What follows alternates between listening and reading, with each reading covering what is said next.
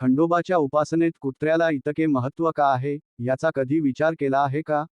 जेजुरीच्या खंडेरायांच्या दर्शनावेळी कुत्र्याचे दर्शन शुभ मानले जाते. पण या मागे केवळ श्रद्धा नाही, तर एक अद्भुत पौराणिक कथा आणि भैरव परंपरेचे गूढ दडलेले आहे. आजच्या या व्हिडिओमध्ये आपण जाणून घेणार आहोत, खंडोबा उपासनेत कुत्र्याचे महत्त्व काय आहे? खंडोबा हे भगवान शिवांचे मार्तंड भैरव रूप मानले जाते. भैरवाच्या प्रतिमेत त्याच्यासोबत कुत्रा दाखविला जातो. काही भैरवमूर्तींमध्ये भैरवाच्या हातातील दैत्यमुंडातून गळणारे रक्त पिणारा कुत्रा दिसतो. मार्तंड भैरव म्हणजेच खंडोबाच्या हातात दैत्यमुंड नसले तरी त्यांच्या भैरवरूपाची ओळख म्हणून कुत्र्याला विशेष स्थान आहे. त्यामुळे खंडोबाच्या उपासनेत कुत्रा हा केवळ प्राणी नसून तो भैरवशक्तीचे प्रतीक मानला जातो. पुराणकथेनुसार वामन अवतारामध्ये भगवान विष्णूंनी दानवीर बळीराजाकडे 3 पावलांची भूमी मागितली. बळीराजाने कोणताही विलंब न करता ते दान दिले.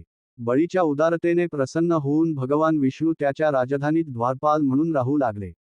परंतु 33 कोटी देवांपैकी काही देवांना ही गोष्ट मान्य नव्हती. त्यांच्यातील सामवेद विष्णूंची अवहेलना करू लागला. यामुळे भगवान विष्णूंनी सामवेदाला शाप दिला, तू मृत्यूलोकी कुत्रा होऊन भुंकत राहशील. सामवेदाने क्षमा मागितल्यावर विष्णूंनी शाप देत सांगितले, द्वापार युगात तुझा उद्धार केला जाईल. द्वापार युगात श्रीकृष्णाच्या काळात खंडोबांनी सामवेदाचा उद्धार केल्याची आख्यायिका सांगितली जाते. बाळ श्रीकृष्ण जेजुरी येथे खंडोबाच्या दर्शनासाठी आले असता सामवेदाला पुन्हा मानवरूप प्राप्त झाले, असे मानले जाते.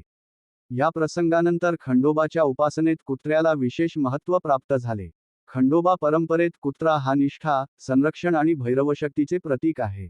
म्हणूनच जेजुरी आणि इतर खंडोबा मंदिरांमध्ये कुत्र्याचा आदर केला जातो. प्रत्येक जीवामध्ये देवत्व पाहण्याची शिकवण ही खंडोबा परंपरा आपल्याला देते. तुम्हाला ही माहिती आवडली असेल तर व्हिडिओला लाईक करा, शेअर करा आणि आपल्या मार्तंड मल्हार यूट्यूब चॅनलला नक्की सबस्क्राईब करा.